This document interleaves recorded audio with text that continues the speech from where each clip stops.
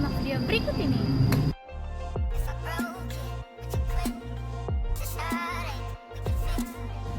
Kalian tahu nggak sih krisis moneter itu apa? Krisis moneter merupakan penurunannya perekonomian suatu negara yang menyebabkan harga aset mengalami penurunan tajam.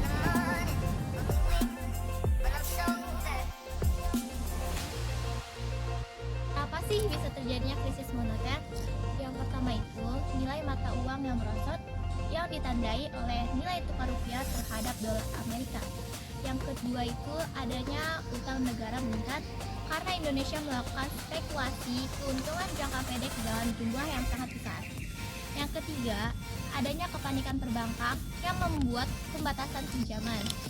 Yang keempat, kenaikan suku bunga membuat kegiatan bisnis menjadi kurang menguntungkan.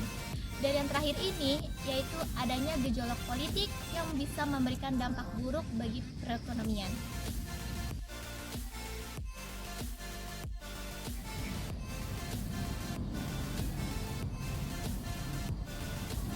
Hai, kalian tahu nggak sih dampak dari krisis moneter?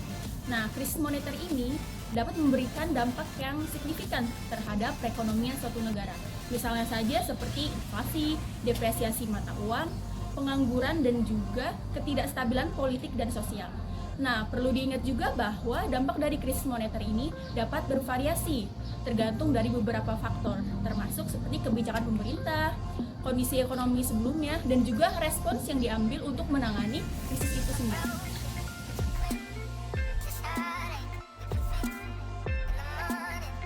Nah, jadi kenapa sih orang-orang Tionghoa bisa jadi target penyerangan oleh masyarakat Indonesia pada saat kejadian krisis moneter? Hal ini sudah dijelaskan oleh Jamal Purdey. Hal ini diduga disebabkan karena adanya stereotip kepada orang-orang Tionghoa, yaitu orang-orang Tionghoa diduga kaya raya dan dekat dengan penguasa. Kenapa stereotip ini bisa ada?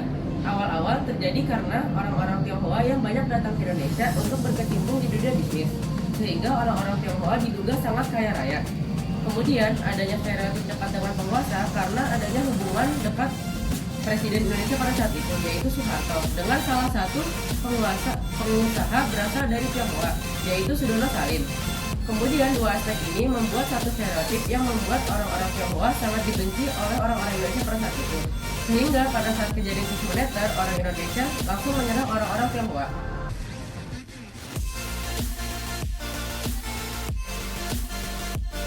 Bagaimana sih akhir dari krisis moneter? Pak Habibie berhasil membuat rupiah ke level terkuatnya sepanjang sejarah Republik Indonesia. Setelah Pak Harto mundur nih, Pak Habibie maju sebagai presiden agar tidak terjadi vacuum of power.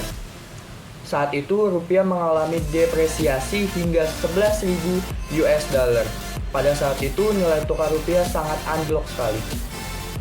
Minggu setelah Pak Habibie maju sebagai Presiden Republik Indonesia, Pak Habibie melakukan rekapitulasi perbankan melalui pembentukan BPPN dan Unit Pengelola Aset Negara. Lalu, Pak Habibie melakukan melikuidasi beberapa bank yang bermasalah. Hasilnya, rupiah dalam waktu yang sangat singkat meningkat hingga 34,1%. Sekian materi yang dapat kami sampaikan. Kalau kalian punya opini sendiri silahkan ditulis di kolom komentar. See you next video, bye-bye.